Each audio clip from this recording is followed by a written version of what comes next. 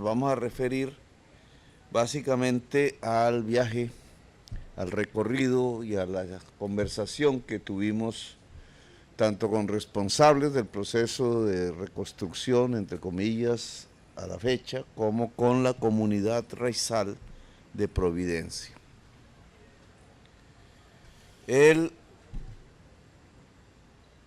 Digamos que la primera sorpresa que tuve, y creo que de ahí se podría colegir una serie de análisis de todo tipo, económicos, antropológicos, étnicos, incluso del poder mismo, es el valor promedio de cada solución de vivienda que se ha entregado a la comunidad. Un poco más de 1000, entre nuevas, entre reposiciones. Desde el punto de vista de ese número, alcanza el porcentaje alto, digamos, de reposición de vivienda en la isla, pero el costo promedio de esas viviendas es de 600 millones de pesos. Son edificaciones, para los que no pueden ver las fotos, de aproximadamente 70 metros cuadrados en promedio. Eso da casi 10 millones de pesos por metro cuadrado. Entonces, ¿por qué un valor tan sorprendente? ¿Cómo puede valer en Providencia una casa en concreto, con tejas de zinc muchas veces, algo de estructura de acero, 600 millones de pesos? Pregunté a quienes se han encargado del proceso, me dijeron básicamente por los costos de trasladar el concreto, el cemento, el acero, desde Cartagena en barcazas hasta la isla de Providencia, aunque parte de ese costo fue asumido por la misma Armada Nacional, que ayudó en el traslado desde el puerto de Cartagena hasta la isla. Yo creo que ese valor sorprendentemente alto explica lo que ha pasado allí. Realmente ni se tuvo en cuenta la comunidad raizal, ni su cultura arquitectónica, que se basa en el triplex marino, que es como se denomina a las edificaciones, a los paneles de madera de pino que se coloca en la mayoría de las casas de la isla y en buena parte del Caribe, en general, anglófono. Se llevó fue cemento de Colombia y acero de allí, y empresas bogotanas a construir sobre una cultura completamente diferente. La reconstrucción fue básicamente una imposición y tiene consecuencias que cualquier turista no vería en casas de colores, sino que habría que adentrarse mucho más allá para entenderlas. Al hacer una arquitectura básicamente bogotana, basada en el concreto y en el acero, se tuvo que traer una fuerza de trabajo de centenares de trabajadores foráneos a la isla, aún muchos están allí. Eso provocó un golpe económico quizás más destructivo que el mismo huracán. Porque hoy un huevo en la isla vale 1000 pesos. Y la pregunta que uno tendría que hacerse es, si la canasta familiar es sustancialmente más alta que la que cualquier familia colombiana tendría, porque se importa todo, porque en la reconstrucción no se vio la necesidad de, por ejemplo, recuperar los cultivos, de, por ejemplo, fortalecer la pesca cooperativa que allí se realiza, Entonces la comida se importa toda, pero con la crisis mundial alimenticia y con los niveles de dinero que llegaron en manos de los contratistas para hacer la reconstrucción, entre comillas, los precios de los alimentos, los precios de los arriendos se elevaron sustancialmente. Un arriendo que valía 450,000 pesos, hoy vale 7 millones de pesos. Desde esa perspectiva, la isla tiene una zozobra profunda económica y un problema de inseguridad alimentaria profunda. En la isla hay hambre. La reconstrucción no tenía que ser mirada solamente en el concreto y en los contratistas del concreto, sino desde el punto de vista humano, en la cultura de la sociedad raizal de la isla de Providencia.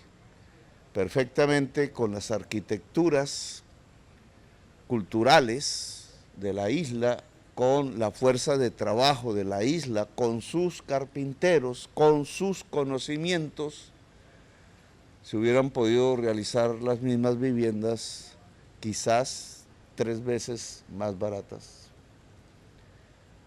Y el proceso no hubiera costado 1.2 billones de pesos, sino una cifra sustancialmente menor. Y si se hubiera pensado en el ser humano, se hubiera podido reconstruir antes que nada la economía de la isla para poder comer, y se hubieran recuperado sus valores propios, incluso arquitectónicos, como los lugares de patrimonio que hoy no se reconstruyeron, como haber comenzado por el hospital de la isla, que solo una semana antes de nuestra posesión comenzó a construirse. Hoy no hay sino una zapata de cemento allí, no hay hospital, no hay comida suficiente, no hay sino zozobra económica.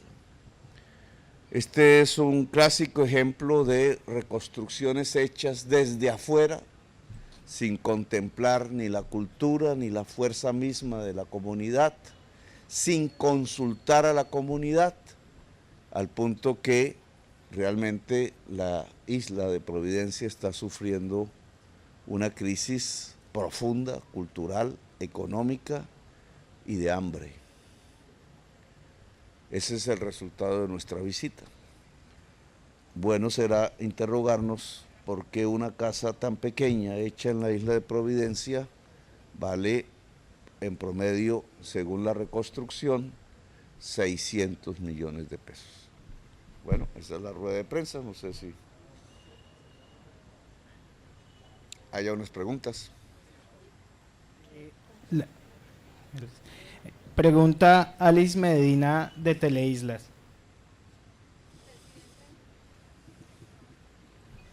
Presidente, bienvenido a San Andrés. Mi pregunta es específicamente qué tareas y compromisos se lleva a nivel local de nuestro departamento y de igual forma cómo va ese compromiso y esa promesa de designar a isleños en embajadas del Caribe. Bueno, entonces allí al final tuvimos una reunión con la autoridad raizal y con diferentes organizaciones juveniles, comunales, de cooperativas de pescadores, raizales todas, en el campamento Dignidad. Y construimos lo que será pues el final de ese proceso de reconstrucción, entre comillas, variando los objetivos. Hay aún entre 100 y 200 viviendas por construir, fundamentalmente para arrendatarios que estaban allí, raizales, que no tenían vivienda propia y que quedaron excluidos del programa. Nuestra intención es que ese programa de vivienda para ellos, para esas familias, se haga bajo los criterios de arquitectura tradicional de la isla y con la fuerza de trabajo de la isla. Implica importar algo de madera, pero así es como se ha hecho tradicionalmente. En segundo lugar, fortalecer la economía propia de la isla por lo menos en dos sentidos. Una, la cooperativa de pesca, y aquí entramos a una discusión que tiene que ver con tu pregunta.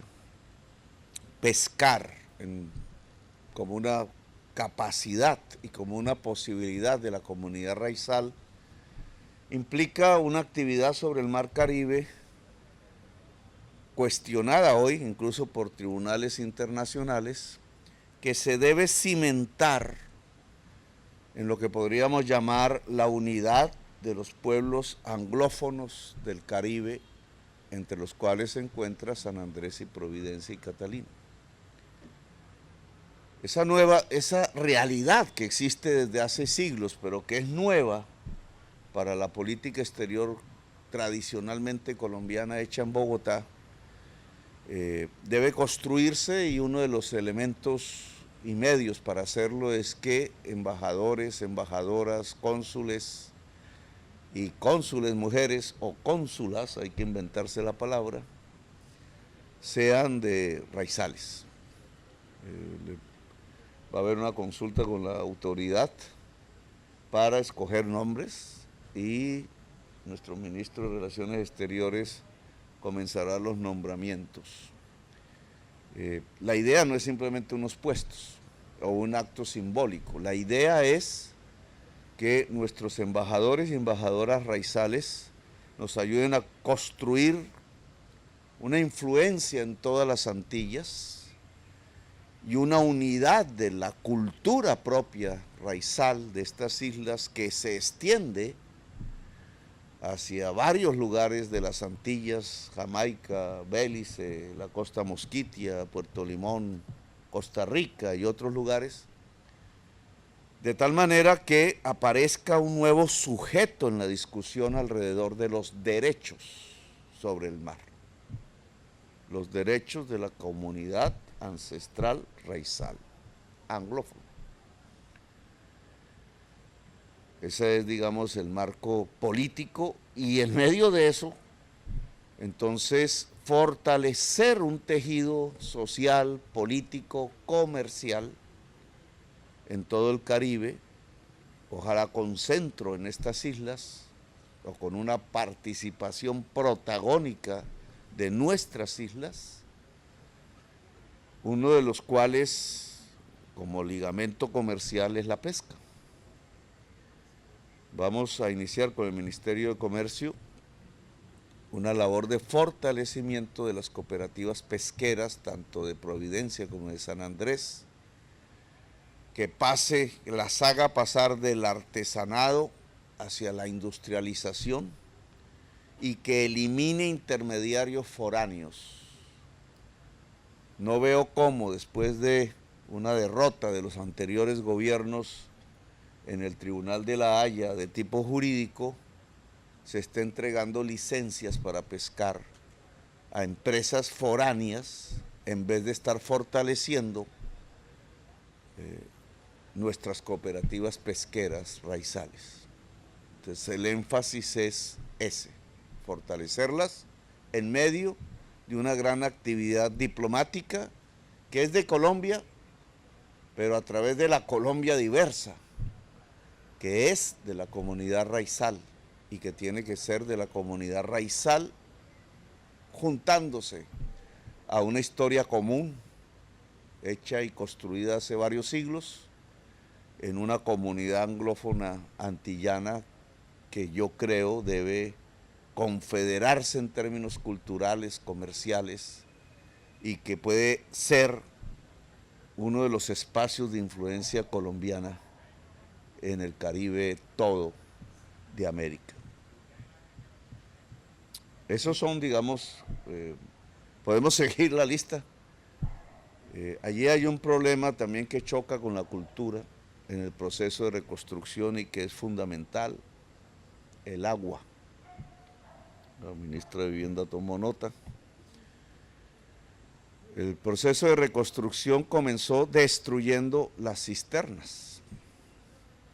Y las cisternas eran el método de recolección de aguas lluvia que cada familia tradicionalmente había construido en la isla fue reemplazada por los tanques de plástico que conocemos en el área continental de Colombia, pero que es absolutamente insuficiente en su capacidad de recolección al que tenían las cisternas hechas culturalmente por los habitantes de la isla.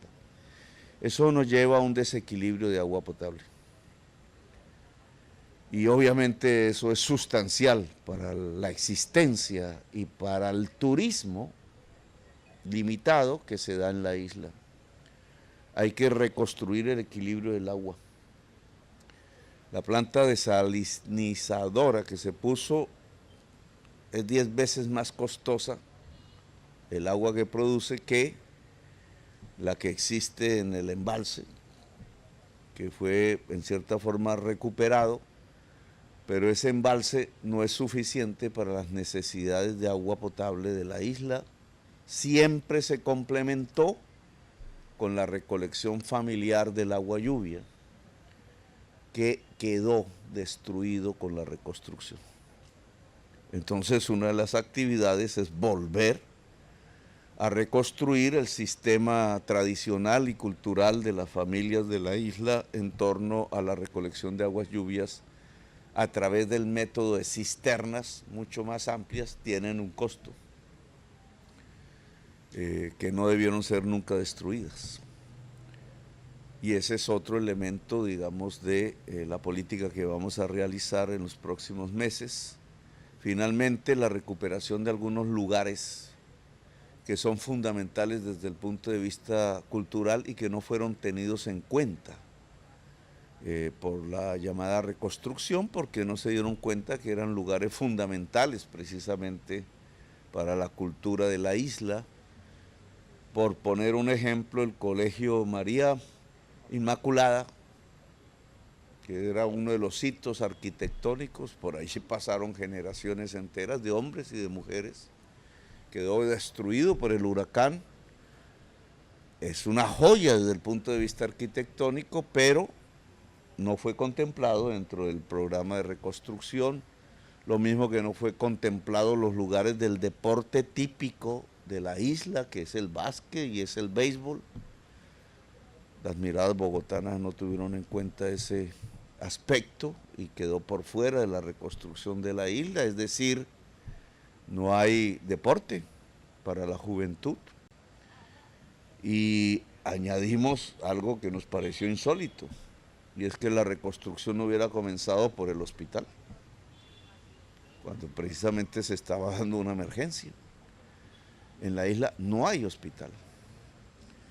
El servicio termina en este lugar y las posibilidades de trasladar personas muy enfermas solo dependen de la capacidad que tenga la Armada en un momento determinado. La pista no tiene iluminación, de noche no se puede hacer esos traslados. Si se enferma alguien de noche de manera grave, tiene que ser trasladado en lancha, golpeándose contra el mar durante 2 horas y media.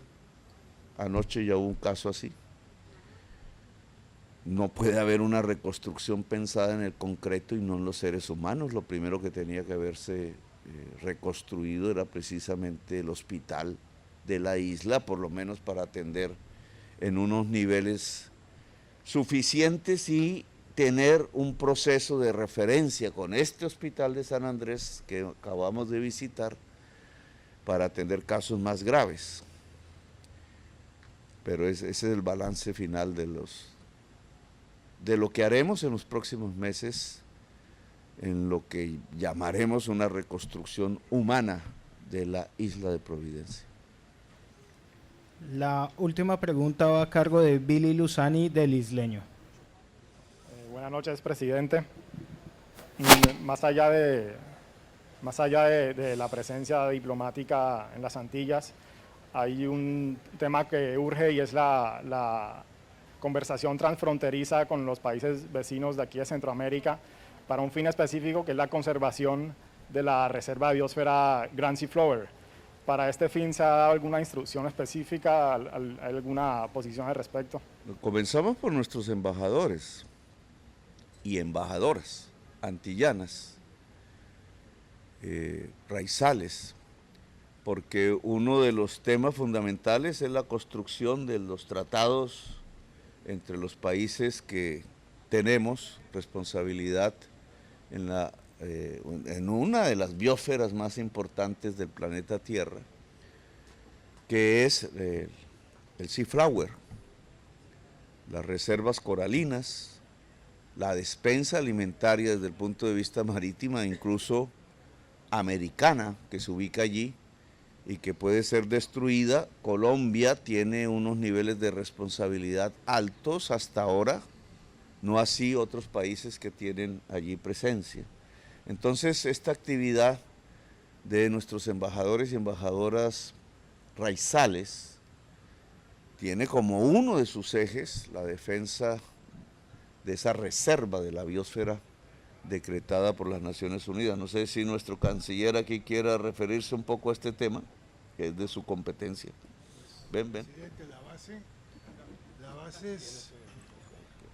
la base es exactamente lo que usted ha señalado, que es la reconstrucción de este pueblo que tiene raíces inglesas, protestante, que ha vivido del mar y para el mar, y que naturalmente configura una unidad desde Belice hacia abajo, costa de las Mosquitias, el caso de la propia Nicaragua, obviamente Costa Rica, Panamá, pasando por todos estos pueblos hasta Jamaica misma. Esa es una identidad fundamental que no solamente es pesquera, sino económica, y que tiene una tradición desde los años 1500, 1600. Hay relaciones humanas, hay primos hermanos. Es impresionante lo que hemos encontrado hoy en la conversación con el pueblo raizal, y es algo que significa casi que la conformación de un subcontinente en este continente americano. Esa es la fuerza de Colombia, la fuerza de los raizales, se llaman así en Colombia, no en el resto de esta cuenca maravillosa, y yo creo que es uno de los argumentos que vamos a llevar como novedad a la Corte Internacional de Justicia, porque naturalmente consideramos que hay argumentos nuevos para revisar un poco lo que está ocurriendo. Yo no quiero adelantarme demasiado, porque naturalmente es algo que todavía estamos preparando, sobre lo que estamos reflexionando, y quiero señalarlo porque tenemos que ser justos con la ayuda de la Armada Nacional, que tiene una gran capacidad para conocer del subsuelo marino. Digamos que hasta ahí quiero llegar en este momento, porque estamos haciendo un acto de reflexión con consulta previa. La consulta previa es absolutamente necesaria, como hubiera sido mejor haberla hecho en lo que se llama la reconstrucción de San Andrés y Providencia. Hasta ahí llego yo por hoy, señor presidente. Gracias. No sé si el ministro de Educación pueda expresar aquí algunas palabras, toca. El protocolo dice que allá. Muy buenas noches a todos y todas. En educación tal vez yo quisiera señalar un triple desafío. El más coyuntural de corto plazo, estuvimos observando la reconstrucción del Colegio Junín en Providencia. El compromiso que asumimos es entregarlo este mismo año, en el mes de noviembre. Es importante, es el colegio de primaria. Hay un colegio de secundaria en el mismo sitio que se va a construir con regalías, que probablemente tendremos que terminar el año entrante. Hay aspectos ya de mediano plazo, que son dos. Los primeros tienen que ver con la necesidad imperiosa de esta región de aumentar la calidad de la educación básica y media, que es fundamental. Los indicadores muestran un rezago con respecto al promedio nacional, y para eso hay un conjunto, tenemos que desplegar un conjunto de iniciativas, que no entraremos al caso en este momento. E hicimos un énfasis muy importante en la necesidad de aumentar las oportunidades para los jóvenes en educación superior. Con el presidente estamos pensando en una idea de que San Andrés sea un centro de investigación y formación universitaria en el Caribe. Esa es la idea general. Podríamos empezar a desplegar esa idea con un convenio de la Universidad Nacional, quizás con una universidad que yo conocí como rector, que es la mejor universidad del Caribe, la Universidad de West Indies, que tiene su sede principal en Jamaica, y ahí vamos a empezar, para que ese sueño de que este sea un centro importante de formación y oportunidades, que de alguna manera no solo le dé oportunidades a los jóvenes de la isla, sino que de alguna forma también encarne esa idea que estamos discutiendo con el presidente, que será fundamental. El ministro de Cultura tiene que hacer parte de esta conversación, de una sociedad del conocimiento. Esto es, que San Andrés y Providencia sean epicentro también de esa sociedad del conocimiento, que en sus elementos esenciales incorporaremos en el plan de desarrollo. Ahí en la isla no hubo un esfuerzo de conectividad. Una empresa privada trajo la fibra óptica hasta San Andrés, pero no la llevó hasta Providencia. Y la reconstrucción tampoco la llevó. Llevó computadores sin conectividad, sin casas, los computadores se dañaron.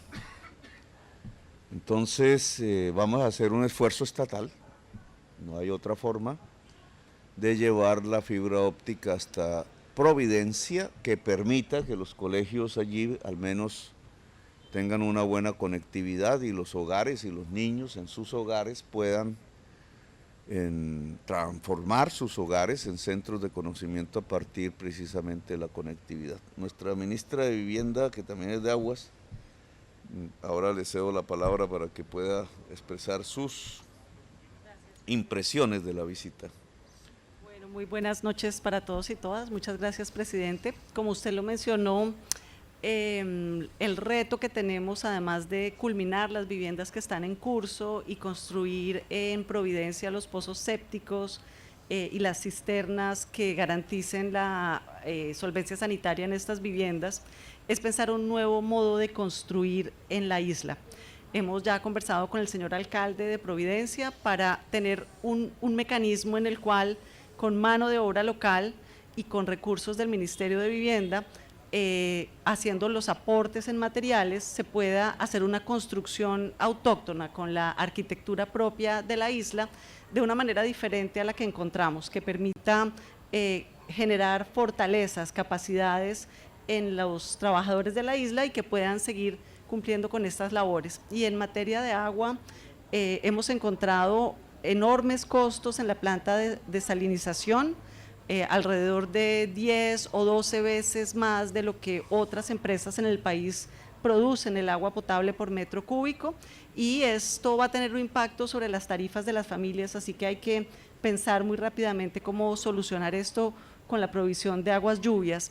De igual manera, dos elementos que tal vez no son visibles, pero que son muy importantes para el bienestar.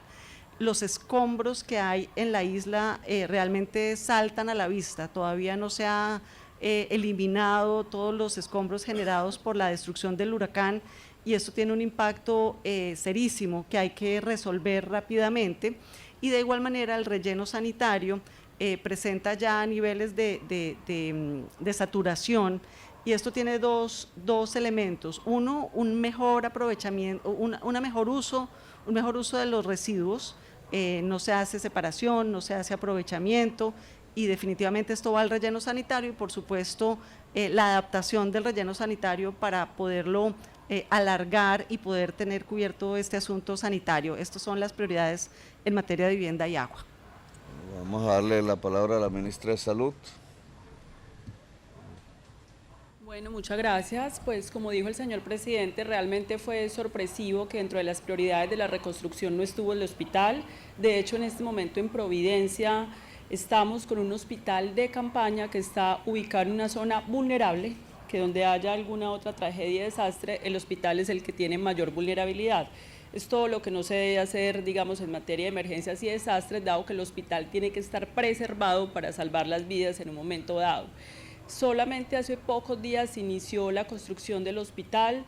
el convenio dice que debe ser entregado el 29 de diciembre, sin embargo, el contratista dice que no se alcanza, pues por el tema del acceso a los materiales que se requieren, entonces podría demorarse unos meses más. Frente a eso tenemos que buscar unas alternativas para que sea lo más pronto posible. De otro lado, vamos a gestionar con la Fuerza Aérea para que haya una disponibilidad de 24 horas de una ambulancia aérea medicalizada que permita el traslado de los pacientes a este hospital de segundo y tercer nivel de complejidad.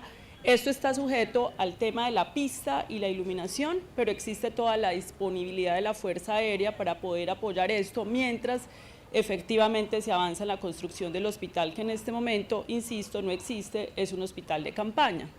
Y desde el punto de vista del hospital en el cual nos encontramos, pues avanzamos con la Gobernación y la Secretaría de Salud en el modelo de atención predictivo y preventivo, del cual ha hablado el presidente.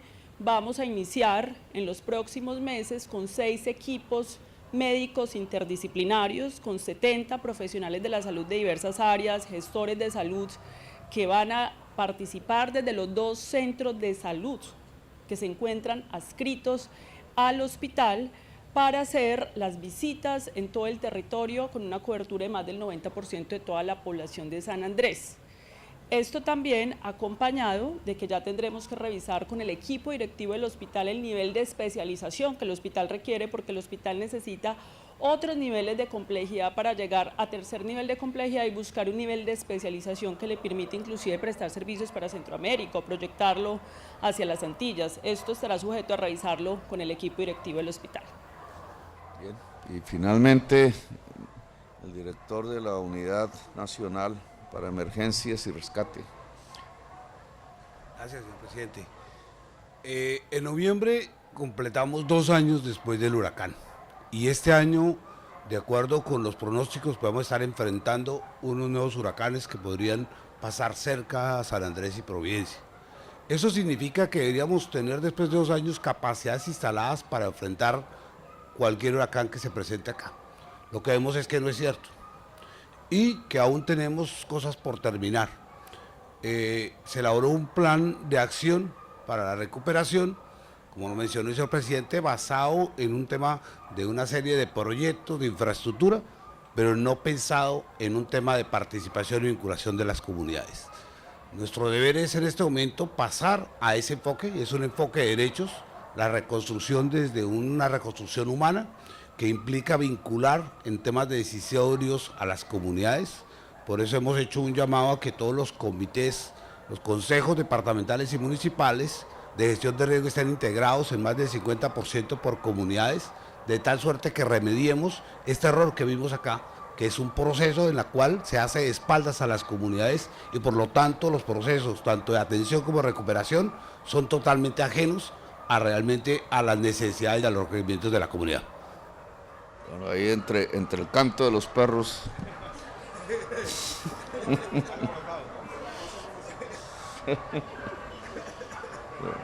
¿Ah? La perrera y qué.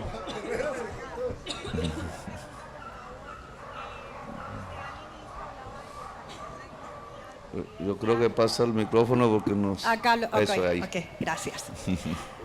Hablaba al inicio sobre fortalecer la economía de las islas y una de ellas es la pesca, pero la pesca tiene un inconveniente y es que los pescadores no han vuelto a pescar con tranquilidad después del fallo de La Haya. Aseguran tener miedo porque en la zona del Meridiano 82 muchas veces son retenidos por la Guardia de Nicaragüense que lo deja mucho tiempo en su país en malas condiciones. ¿Qué se propone ahora que estamos en todas estas épocas de diálogo? ¿Será posible que con Nicaragua también se establezca uno, así como lo ha sugerido también la Corte Internacional de Justicia, para que tanto los pescadores nuestros como los de ellos puedan tener una zona en común donde puedan ejercer esta actividad sin mayor temor? Y la otra pregunta tiene que ver respecto a eso que nos informaba al inicio del costo de las viviendas de Providencia. Bueno, quienes estamos aquí, vivimos en la isla, sabemos que ese no es el costo. Una vivienda ni aquí ni en Providencia de la reconstrucción puede costar 600 millones de pesos. Entonces, semanalmente a mí, por ejemplo, me llegan denuncias de casas que están en mal estado, apenas teniendo 3, 4 meses de haber sido entregadas. Las autoridades de la reconstrucción se jactaron diciendo que eran casas antihuracanes, pero esas casas, muchas no tienen siquiera una zona de seguridad que debía ser el baño o uno de los cuartos. En torno a eso, ¿se va a abrir alguna investigación o un proceso que pueda establecer cuál es el costo real de cada una de las viviendas y hacer las correcciones pertinentes? Digamos, los órganos de control que no pertenecen al gobierno deben abrir, obviamente, una investigación alrededor de costos unitarios, etcétera. Es indudable que una casa de esas no vale 600 millones, así haya que importar el material. De hecho, la isla se hizo durante siglos y fue lo que encontró el huracán al final, con casas hechas importando materiales, porque lo que ya llaman el triplex marino, aquí también, pues no se produce en Colombia, lamentablemente. Se trae de Miami, es la forma de construcción de buena parte de las islas caribeñas, además hermosa desde el punto de vista estético. Y nunca les costó ese tipo de cantidad de dinero hacer una casa ellos mismos en la isla. Durante 4 siglos, lo que acaba de suceder es absolutamente excepcional. Y es que casas más o menos del mismo tamaño, un poco menores, porque la gente se queja de sus viejos espacios, sus anteriores espacios, hecha en concreto ya cueste 600 millones de pesos. Eso amerita investigaciones, indudablemente. Y espero que los órganos de control la hagan a partir de costos unitarios de la reconstrucción. A nosotros nos corresponde variar el rumbo en lo que queda y demostrar que se puede hacer mejor y mucho más barato. Y el cambio de ese, digamos, de esa filosofía consiste en que la reconstrucción es del ser humano, antes que nada de su cultura y de sus formas de reproducir la vida, que incluyen la alimentación. Hay que volver a sembrar allí y obviamente hay que potenciar la pesca, y entonces tú haces una pregunta otra vez alrededor del tema. Mira, lo que yo me he encontrado es que ahí no es que haya mayor miedo, lo que hay es falta de capacidades que el Estado no ha ayudado a desarrollar. Por ponerte un ejemplo, el gran competidor de la pesca raizal, artesanal, es una empresa que ya se mueve legalmente en nuestras aguas, y cerca Roncador, Quitasueño. Es una empresa extranjera, tiene buques más grandes, tiene barcos más grandes, compra la pesca, los raizales en la isla y se va y los vende en Miami y se queda con las ganancias. Tiene licencia para hacerlo, no de Nicaragua, de Colombia, de las autoridades colombianas. Entonces resulta que ese es el principal competidor. No se dice en la prensa, no aparece, aparece más el litigio, pero hoy por hoy, quien le está quitando la pesca a los pescadores raizales de Providencia es una empresa extranjera a la cual le dieron licencia y que tiene más capacidad, no solo de pescar, sino de intermediar la pesca raizal, llevándolo a los puntos de consumo. Luego, por ahí comenzamos. porque ¿cómo se contrarresta eso? Aumentando la capacidad de pesca de los raizales tanto en San Andrés como en Providencia. Y el Estado tiene que ayudar. Esa capacidad nos puede llevar no solamente a donde está la empresa que menciono, sino más allá. Para lo cual obviamente hay que hacer acuerdos de pesca y para lo cual es esencial un gran acuerdo anglófono en las Antillas.